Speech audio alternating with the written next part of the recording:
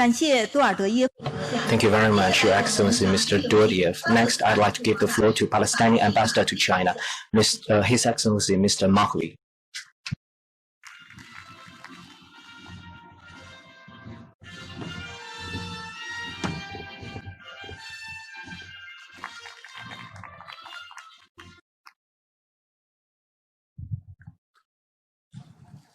A very good afternoon.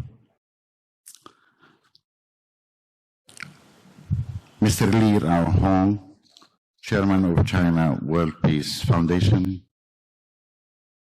dear colleagues, members of the diplomatic corps, all other friends who are attending today. Actually, I don't have any speech for you. I have few remarks and one message in a very short term, and it's not written, as you can see. So I hope I can communicate to you well. Since I'm coming from a land which everybody is familiar with, not necessarily you visited, but you heard about because it's so much reported in the news, sometimes in a negative way, unfortunately. That's because we don't have the peace. This is a big problem. Palestine doesn't have a peace. Didn't have a peace for the last 100 years. So you can imagine who can appreciate the water more than the thirsty one. And we are so much thirsty for peace, which we didn't enjoy more than 2 or 3 generations. I myself is one of the generation who found himself to be a refugee.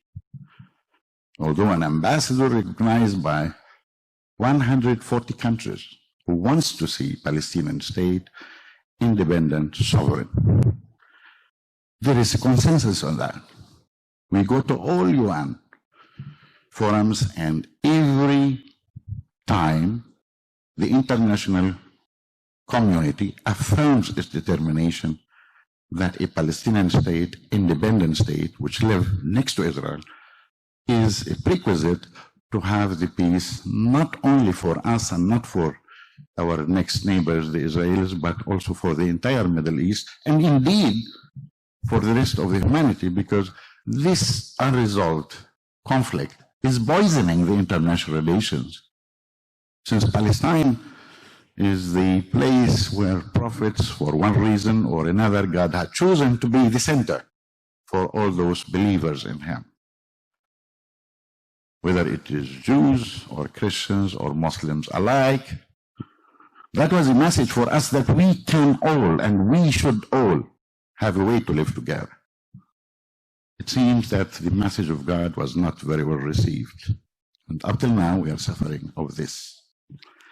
So, I don't want to tell you the story of Palestine. You are all familiar with it. I don't want to repeat it.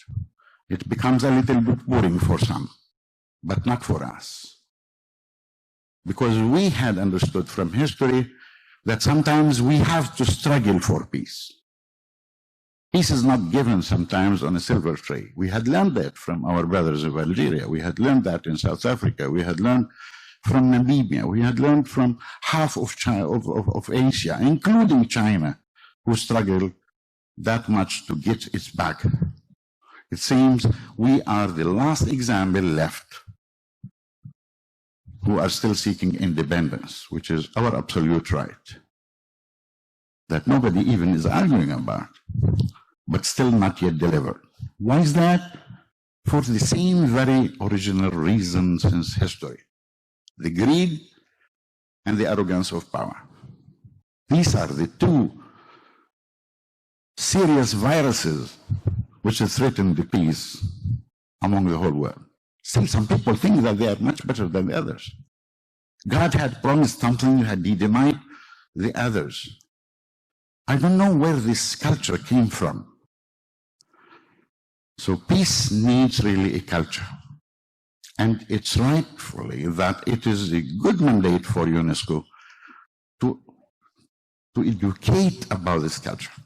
It's our duty in our schooling system, in the media, diplomats, to advocate and preach this message that we are all born to be equal, regardless of anything, color, race, whatever you like to call it, so that we eliminate this virus from our mentality altogether. Because peace is a state of mind. It's not security which could be negotiated. Peace is a state of mind that we have to grow with it. Do we do that with our children? Did we tell them that they are no better than the others? Simply we are different. Being different doesn't mean that you are better or worse. That's why the whole world is diverse.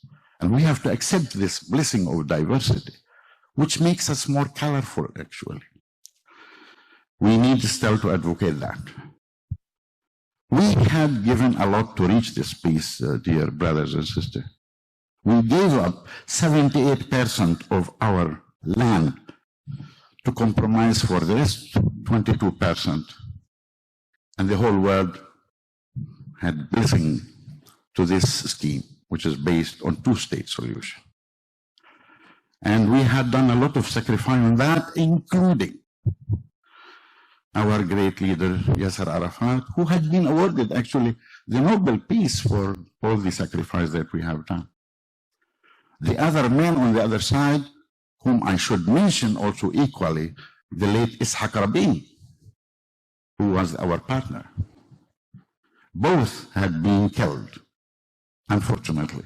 One of them by poison, and the other one by a lunatic extreme who shot him. And since that time, the movement toward peace had declined and declined and declined till we are here today. I'm not going to tell you anything about the politics today. Everybody is following it up. Unfortunately, we don't have the right man in the White House, the only superpower, who should be helpful, because other administration had done a lot deal really to bring about such a thing. Unfortunately, not at this moment. That's why we strongly feel that it's the responsibility of the international community to come together, united, to deliver a peace, the long peace which has been long awaited by our people. We trust that we are not going to be let down by the international community. We have every confidence. That's why we are optimistic and we are hopeful that finally we'll get what we want, not by the power of the gun.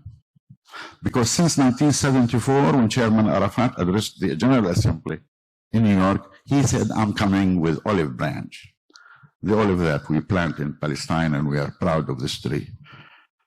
So we don't want anybody to discourage us so that we drop this olive branch and carry the weapon on the other hand. We don't want. We tried that.